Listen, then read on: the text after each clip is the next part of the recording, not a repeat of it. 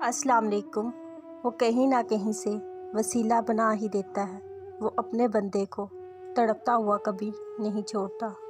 آپ کی ہر وہ جیت ہار ہے جس کا مقصد کسی کو نیچا دکھانا ہو، اور کیا معلوم کہ اللہ کو تمہارا صبر کرنا اتنا پسند آ جائے کہ وہ تمہاری مانگی ہوئی ہر دعا پر کن کہہ دے۔ دعاؤں کا رنگ نہیں ہوتا، مگر جب یہ رنگ لاتی ہیں زندگی میں رنگ بھر جاتے ہیں۔ دنیا کے تمام بادشاہوں کا بادشاہ صرف اور صرف میرا اللہ ہے۔ تسکین کا سمندر اترتا ہے میرے اندر جب دل سے کہہ دیتی ہوں اللہ مالک ہے۔ اگر خوش رہنا ہے تو دو چیزیں بھول جاؤ، وہ برا سلوک جو کسی نے تمہارے ساتھ کیا، اور وہ اچھا عمل جو تم نے کسی کے ساتھ کیا۔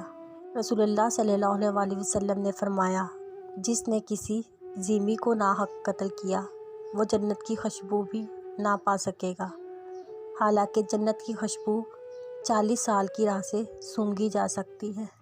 جہاں بھی رہو مخلص ہو کر رہو، کیونکہ آپ نے اللہ کو بھی جواب دینا ہے۔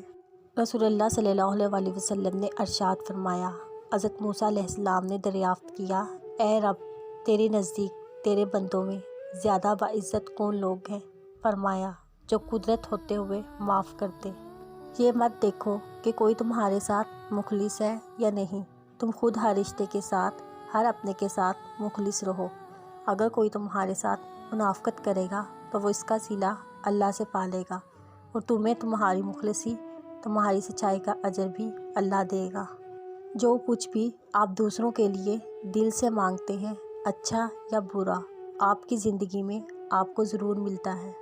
سکون ہمیشہ تکلیف کے بعد، اور کامیابی ہمیشہ ناکامی کے بعد ملتی ہے۔ ہمت نہ ہاریں، اللہ کریم پر یقین کامل رکھیں، کامیابی آپ کا مقدر بن جائے گی۔ کسی مصیبت یا مشکل میں گھرے شخص کو سب سے پہلے آپ کی ہمدردی اور مدد کی ضرورت ہوتی ہے۔ آپ اپنے مشوروں اور نصیحتوں کا فریضہ بعد میں بھی ادا کر سکتے ہیں۔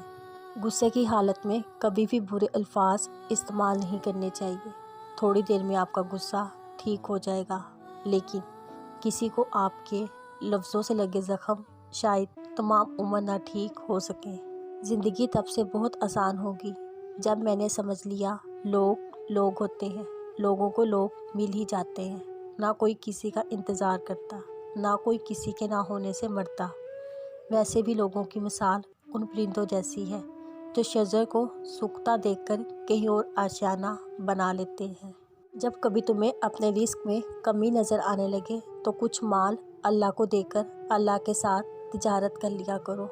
ارسطو نے کسی سے کہا، میں ایک معطل آدمی سے تمہارے بارے میں کچھ غلط باتیں سنی ہیں۔ ارسطو نے جواب دیا، غیبت کرنے والا معتبر کیسے ہو گیا؟ زندگی میں دو نصیحت پر عمل کرنا، ہمیشہ کے لیے کامیاب ہو جاؤ گے۔ نماز مت چھوڑنا، زندگی کی ساری برکتیں اسی میں ہیں۔ اپنی نظر کی حفاظت کرنا، دنیا کی بنیاد یہیں سے ہوتی ہے۔ جو لوگ کہتے ہیں سچا انسان زبان کا کڑوا ہوتا ہے، ان کو بتاؤ کہ حضرت محمد صلی اللہ علیہ وسلم سے زیادہ سچا اور میٹھے اخلاق والا کوئی نہ تھا۔